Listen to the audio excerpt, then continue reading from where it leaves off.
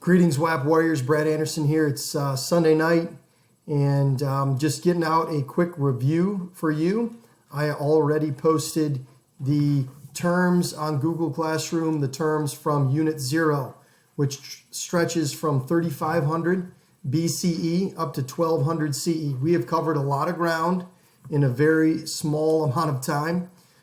You should have completed 3 readings by now: the summer reading, the Age of Empires reading, and most of Chapter 1 in the assigned textbook. So let's go through very quickly and go through what you need to know and what you're going to have to dive into and review for the upcoming test. The test is 55 questions, multiple choice and matching. I cannot emphasize to you enough to study the terms. If you study the terms and you know their significance and you know what they mean and you understand the chronology of where they fit into the larger story, that will be helpful come test day. So let's talk very quickly. First of all, beginnings of civilization is from 3500 BCE to 600 BCE, which is essentially your early river valley civilizations like ancient Mesopotamia and Egypt, among many others. And so make sure that you are clear on those early river valley civilizations, including things like what were their written languages. I know that these are some of your terms like cuneiform and hieroglyphics and oracle bone scripts. Those are important to know. And then, of course, early concepts from history like Hammurabi's Code being one of the first written codes would be good to know. So make sure that you are good with the terms from this time period, that you understand that it's the beginnings of civilization, where it fits along the timeline of human events, and that is important that you understand the chronology. And you can always go back into the summer reading assignment and make sure that you're going over that and making sure you're clear. The next aspect of Unit 0 that we spent the most amount of time on is the Age of Empires, and selfishly it's my favorite, and so we spend a lot of time on it. And of course, this is going to be one of the bulk of the questions. Is 600 BCE to 600 CE. This is also the Iron Age and the development of universal belief systems and cultural traditions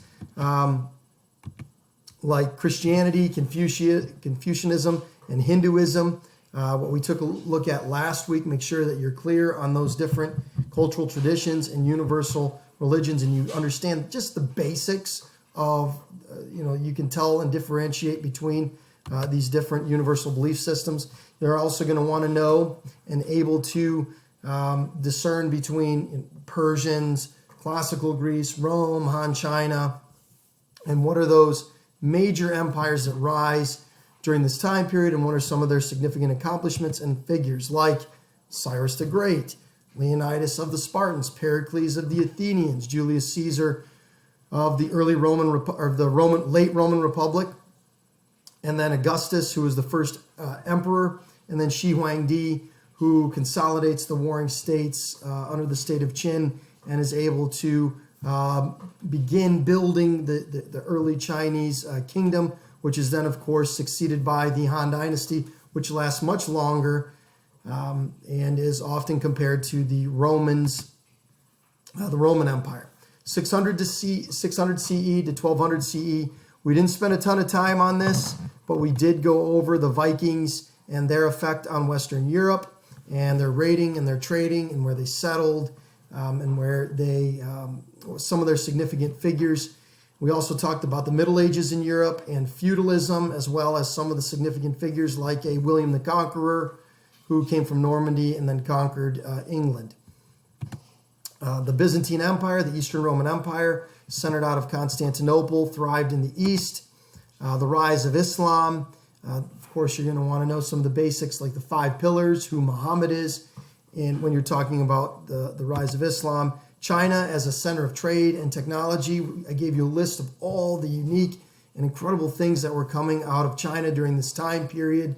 Of course, silk and paper and gunpowder being some of those. And then things that are coming in and pouring in from not only China, but Asia, like the stirrup and chess and mathematics, geometry, of course, and medicine, and all the learning that is going to be critical to the advancement beyond 1200 CE that we'll take a look at here in due time. So make sure that you're ready for Unit 0 test day.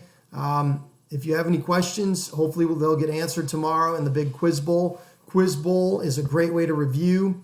It's a way to have a friendly competition, but also go over a lot of the terms, a lot of the questions that you might see on the test. Listen, there are no tricks on my tests. If you have done the reading, if you've been here for the majority of the days within your power to take notes, if you've watched the cultural supplements and you've paid attention, you should be fine. Will it take a little bit of extra legwork for some of you? Yes, it will. If you struggle with terms, if you struggle with timelines, then you're going to have to spend a little bit more time. But otherwise, it's a straightforward assessment. Like I said, 55 questions, multiple choice, and matching. And I always throw in a bonus question there at the end, so to keep you on your toes. I hope you have a great night. Hope you have a good start to your week. Make sure that you study and prepare yourselves for Tuesday's Unit 0 test day.